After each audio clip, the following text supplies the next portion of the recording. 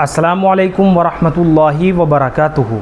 मोहतरम नाज़रीन इकराम, आज हम बात करने वाले हैं सहाबिया के एक बहुत खूबसूरत नाम के बारे में। आप हज़रात के कमेंट भी थे, आप हज़रात ने मालूम किया था कि सहाबिया का एक खूबसूरत सा नाम बताइए। चलिए मैं आपको सहाबिया का एक प्यारा सा और ख़ूबसूरत सा नाम बता देता हूँ। ये नाम अपनी बच्ची का ज़रूर रखें। नाम है सुकैना, सीन के ऊपर पेश के साथ और काफ के ऊपर ज़बर के साथ। सुकैना। सुकैना शौक़ और खुश मिजाज लड़की को कहते हैं, ये इसके माना है सुकैना के। इसके अलावा सुकैना जो है ये सकीना की तस्गीर है, जिसके माना आते हैं सुकून, इत्मीनान, संजीदगी, वक़ार। ये सारे के सारे माना जो है ना, ये सब सुकैना नाम के माना है। इससे पहले हमने एक वीडियो बनाई थी सकीना नाम के ताल्लुक़ से। उसमें सकीना नाम के ताल्लुक़ से हमने काफ़ी मालूमात डिटेल के साथ आपको बताई थी।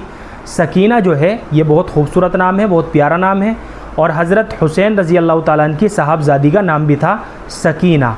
और सुकैना जो है ये सकीना की तस्गीर है, और सुकैना जो है एक सहाबिया का नाम है।